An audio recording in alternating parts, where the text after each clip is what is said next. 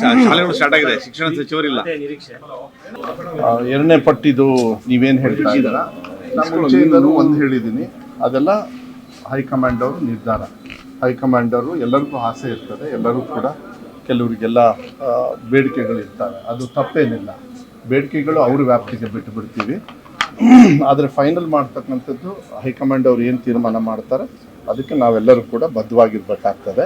ಅದನ್ನು ಈ 18 ಏನು ರಾಜ್ಯಸಭಾ ಮತ್ತು MLC ವಿಧಾನ ಪರಿಷತ್ತಿನ ಚುನಾವಣೆ ಆದ ತಕ್ಷಣ ಅದನ್ನು ಮಾಡ್ತೀವಿ ಅಂತ ಹೇಳಿದ್ದಾರೆ. ಹೆಚ್ಚು ಕಮ್ಮಿ ಅವ್ರು ಫೈನಲೈಸ್ ಮಾಡಿಬಿಟ್ಟು ಬೇಗ ಮಾಡ್ತಾರೆ ಅಂತ ಹೇಳಿ ಒಂದು ವಿಶ್ವಾಸ ಇದೆ. ಶಾಲೆಗಳು ಆರಂಭ ಆಗಿದೆ ಸರ್, ಶಿಕ್ಷಣ ಸಚಿವರಿಲ್ಲ, ಅದಕ್ಕೆ ಆದ್ಯತೆ ಕೊಡಬೇಕಾಗಿತ್ತು.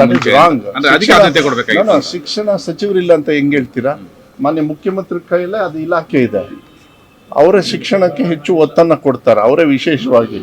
ಆಮೇಲೆ ಫಸ್ಟ್ ಅವರು ಘೋಷಣೆ ಮಾಡಿರೋದು ಯಾರಿಗೆ? ವಿದ್ಯಾರ್ಥಿಗಳಿಗೆ. ಅದನ್ನು ನೀವು ಅರ್ಥ ಮಾಡ್ಕೊಳ್ಬೇಕು. ಶಿಕ್ಷಣ ಸಚಿವರೇ ಇಲ್ಲ ಅಂತ ಹೇಳಿಬಿಟ್ರೆ ಹೆಂಗಾಗ್ತದೆ?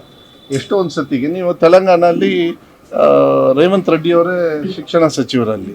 ಸೊ ಶಿಕ್ಷಣ ಸಚಿವರಿಲ್ಲ ಅಂತ ಹೇಳ್ಬಾರ್ದು. ಮೊನ್ನೆ ಮುಖ್ಯಮಂತ್ರಿಗಳು ಇಟ್ಕೊಂಡಿದ್ದಾರೆ, ಮೊನ್ನೆ ಮುಖ್ಯಮಂತ್ರಿಗಳು ಅದನ್ನು ನೋಡ್ತಾ ಇದ್ದಾರೆ, ಅವ್ರ ಇಲಾಖೆಯಿಂದ ಎಲ್ಲ ಬ್ರೀಫಿಂಗು ಕೂಡ ತಗೊಂಡಿದ್ದಾರೆ ಒಳ್ಳೆ ರೀತಿಯಲ್ಲಿ. ಏನಂದರೆ ಟೈಮ್ಲಿ ಯಾವಾಗ ಶುರು ಆಯಿತು ಕ್ಲಾಸಸ್ಸು, ಆ ಟೈಮಲ್ಲಿ ಇನ್ನೂ ಯಾರು ಓದ್ ತಗೊಂಡಿರಲಿಲ್ಲ. ಇದೆಲ್ಲ ಆಗದೆ ಇರೋದು ಸ್ವಲ್ಪ ಗೊಂದಲ ಅಂತೇಳಿ ನೀವು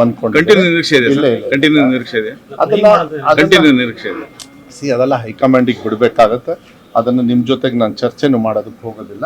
ಹೈಕಮಾಂಡ್ ಅವ್ರಿಗೆ ಗೊತ್ತಿದೆ ಏನು ನಿರ್ಧಾರ ತಗೊಳ್ಬೇಕು, ಅದು ಒಳ್ಳೆ ರೀತಿಯಲ್ಲಿ ನಿರ್ಧಾರವನ್ನು ತಗೊಳ್ತಾರೆ.